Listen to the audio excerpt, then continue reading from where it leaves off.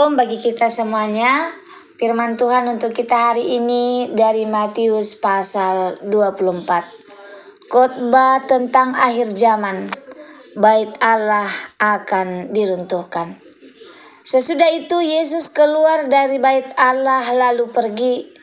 Maka datanglah murid-muridnya dan menunjukkan kepada bangunan-bangunan bait Allah.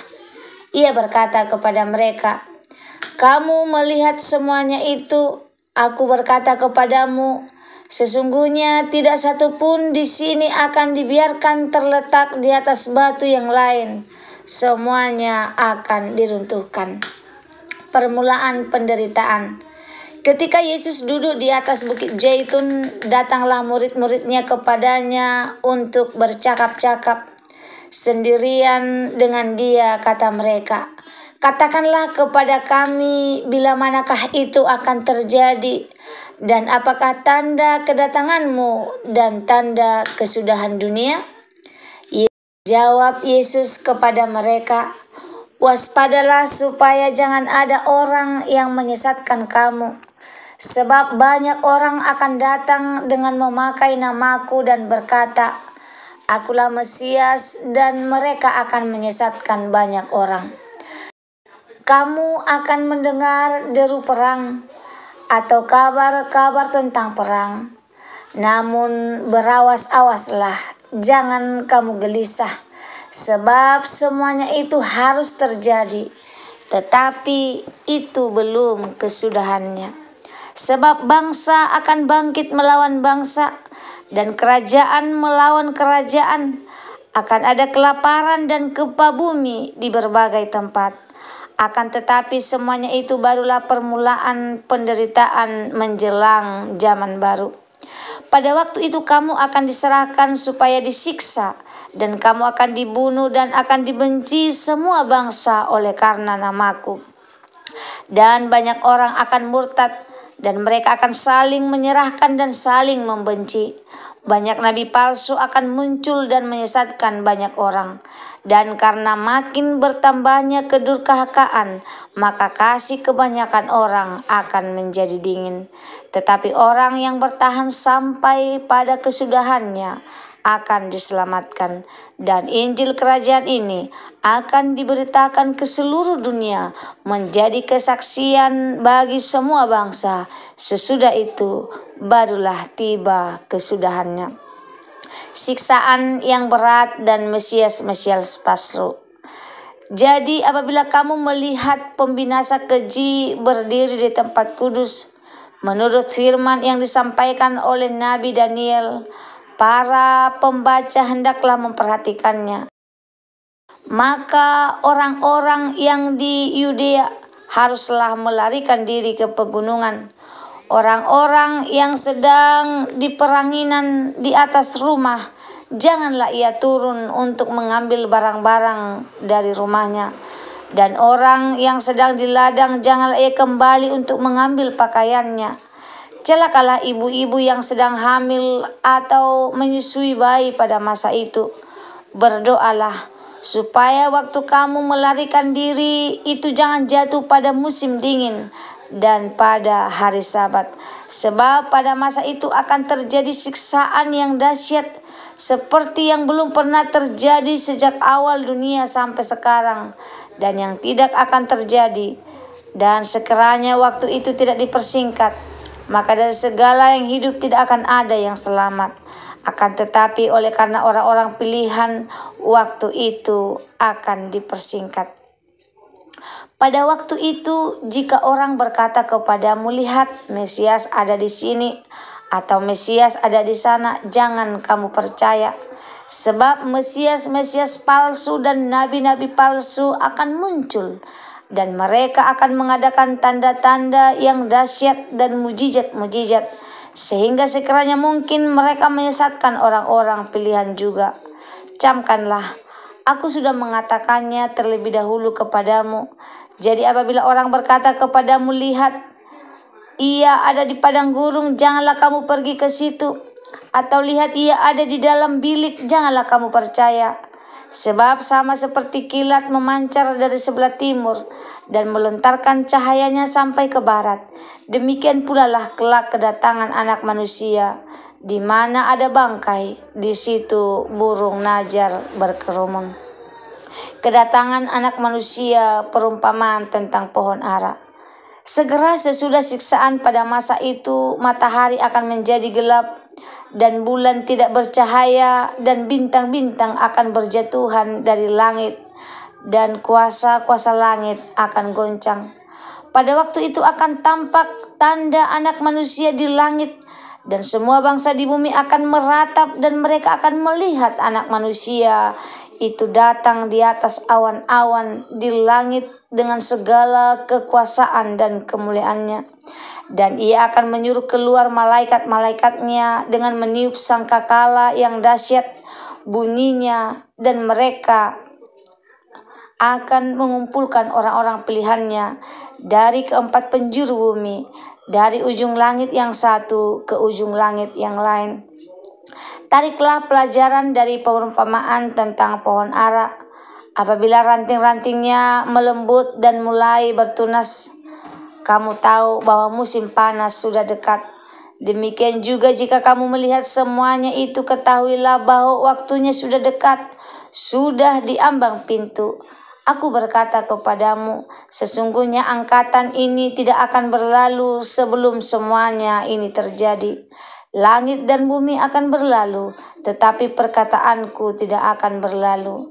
Tetapi tentang hari dan saat itu, tidak seorang pun yang tahu, malaikat-malaikat di surga tidak, dan Anak pun tidak, hanya Bapa sendiri. Nasihat supaya berjaga-jaga. Sebab sebagaimana halnya pada zaman Nuh, demikian pula halnya kelak pada kedatangan Anak Manusia. Sebab sebagaimana mereka pada zaman sebelum air bah itu makan dan minum, kawin dan mengawinkan, sampai kepada hari Nuh masuk ke dalam batra, dan mereka tidak tahu akan sesuatu sebelum air bah itu datang dan melenyapkan mereka semua. Demikian pula lah halnya kelak pada kedatangan Anak Manusia. Pada waktu itu kalau ada dua orang di ladang, yang seorang akan dibawa dan yang lain akan ditinggalkan. Kalau ada dua orang perempuan sedang memutar batu kilangan, yang seorang akan dibawa dan yang lain akan ditinggalkan. Karena itu berjaga-jagalah, sebab kamu tidak tahu pada hari mana Tuhanmu datang. Tetapi ketahuilah ini, jika tuan rumah tahu pada waktu mana pada malam hari pencuri akan datang, sudahlah pasti ia berjaga-jaga dan tidak akan membiarkan rumahnya dibongkar. Sebab itu, hendaklah kamu juga siap sedia, karena Anak Manusia datang pada saat yang tidak kamu duga. Perumpamaan tentang hamba yang setia dan hamba yang jahat. Siapakah hamba yang setia dan bijaksana, yang diangkat oleh tuannya atas orang-orangnya untuk memberikan mereka makanan pada waktunya? Berbahagialah hamba yang didapati tuannya melakukan tugasnya itu. Ketika tuannya itu datang, aku berkata kepadamu, sesungguhnya tuannya itu akan mengangkat dia menjadi pengawas segala miliknya. Akan tetapi apabila hamba itu jahat dan berkata di dalam hatinya, Tuanku tidak datang, lalu ia mulai memukul hamba-hamba lain dan makan minum bersama-sama pemabuk-pemabuk, maka Tuhan hamba itu akan datang pada hari yang tidak disangkanya dan pada saat yang tidak diketahuinya, dan akan membunuh dia dan membuat dia senasib dengan orang-orang munafik. Di sanalah akan terdapat ratapan dan kertakan gigi. Renungan untuk kita pada hari ini dari firman Tuhan yang sudah kita dengarkan, Matius 24, tetap setia dan siap menanti kedatangan Yesus.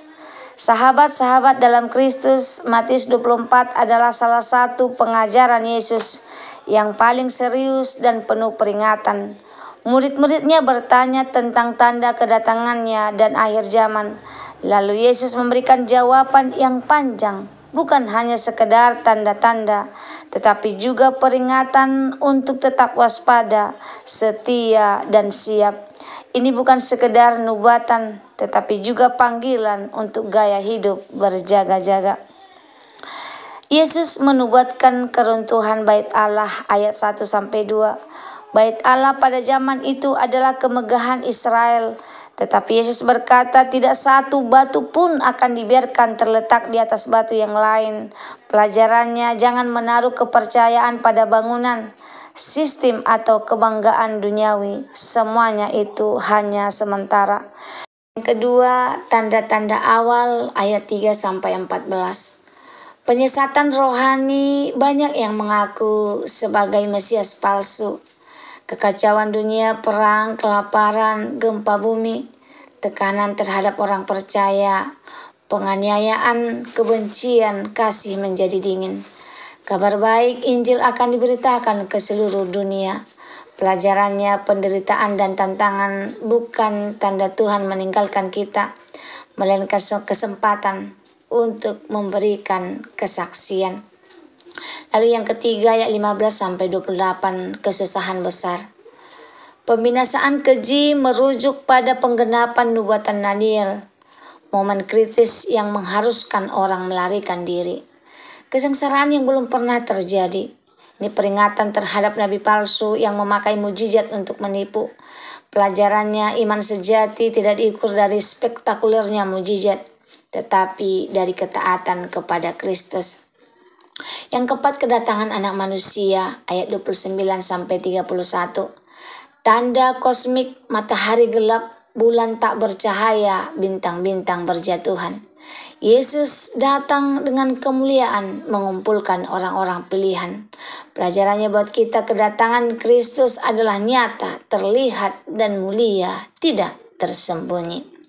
Lalu yang kelima, perumpamaan pohon ara dan peringatan waktu ayat 32-36. Pohon ara ketika bertunas, musim panas sudah dekat.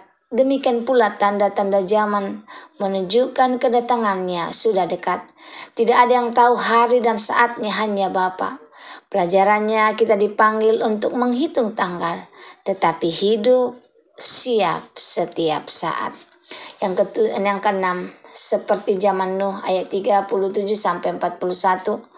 Orang pada zaman Nuh hidup seperti biasa, tidak sadar akan datangnya penghakiman. Akan ada pemisahan mendadak, satu dibawa, satu ditinggalkan. Pelajarannya, jangan terbuai oleh rutinitas hidup yang membuat kita lalai secara rohani. Yang terakhir, perumpamaan hamba yang setia dan yang jahat ayat 42-50.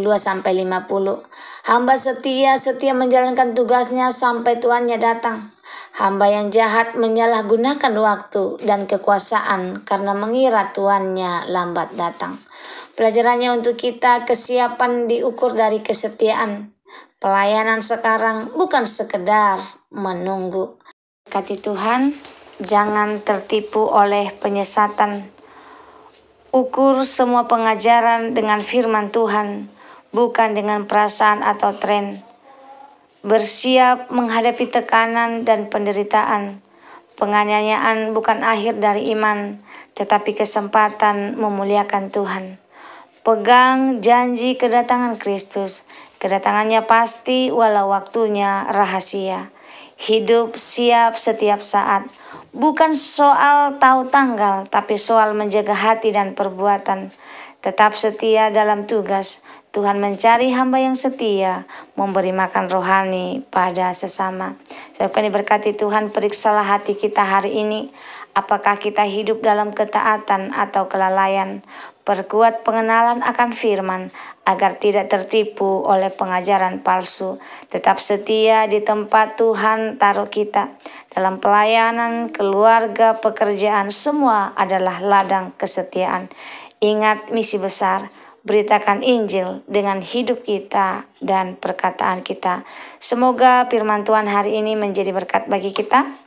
Matius 24 bukan sekedar catatan nubuatan, tapi sebuah alam rohani. Kita hidup di mana zaman tanda-tanda zaman makin jelas. Kristus akan datang dan Ia mencari hamba-hamba yang setia, siap dan tetap mengasihinya sampai akhir. Mari kita tidak terjebak pada tebakan tanggal, tetapi memilih untuk setia setiap hari, karena mungkin hari ini adalah hari Tuhan. Semoga firman Tuhan hari ini menjadi berkat bagi kita. Terima kasih, Tuhan Yesus memberkati. Shalom.